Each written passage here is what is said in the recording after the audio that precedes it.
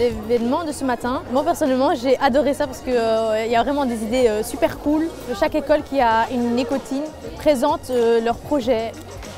Donc l'Eco-Teens, c'est un groupe de jeunes volontaires dans les écoles, à Bruxelles et ailleurs. Ce sont des jeunes qui vont volontairement vouloir s'engager dans la transition environnementale et climatique. On va de la 2e à la 6e secondaire maintenant. Et l'objectif, c'est qu'eux-mêmes définissent un plan d'action environnementale, d'action qu'ils ont envie de mener au sein de l'école sur une année.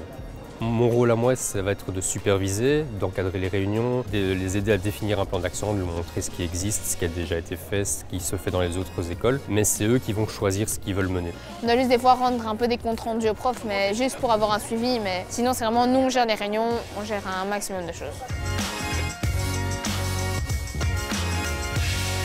Je me suis rendu compte qu'il y avait d'autres gens en dehors de ma bulle. Tout le monde ne pensait pas comme moi, tout le monde ne venait pas de Liège. On essaie de lancer des maraîchers pour avoir une ceinture verte autour de Bruxelles pour nourrir une partie de la ville, pas toute la ville, pas encore malheureusement, mais sur les principes d'agroécologie, parce que c'est un thème que vous avez déjà entendu. Alors l'activité d'aujourd'hui, c'était de créer un slogan, un slam, une chanson, etc. Quelque chose qui pourrait artistiquement toucher à l'agroécologie, car on est dans un endroit où l'agroécologie est le pilier de cet endroit. Et c'était un bon moyen de pouvoir voir cet aspect-là et cette facette-là de l'écologie qui n'est peut-être pas forcément connue des autres, sous une forme un peu artistique et un peu qui pourrait plus toucher les gens d'une manière un peu plus fun.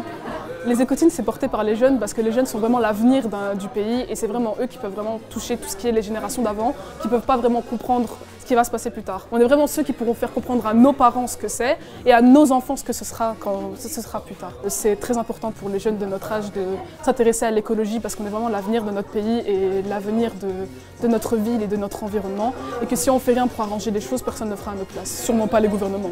Ce qui m'attire le plus, c'est l'océan, c'est tout ce qu'il y a le plastique dans l'océan. Et ensuite, en lien, c'est les déchets qui sont dans la nature, ça me dérange. Et on essaye de trouver des solutions déjà à l'école pour avoir moins de déchets dans la cour, dans l'école, voilà. On doit vraiment aller dans plus et faire plus demain qu'on en a fait hier.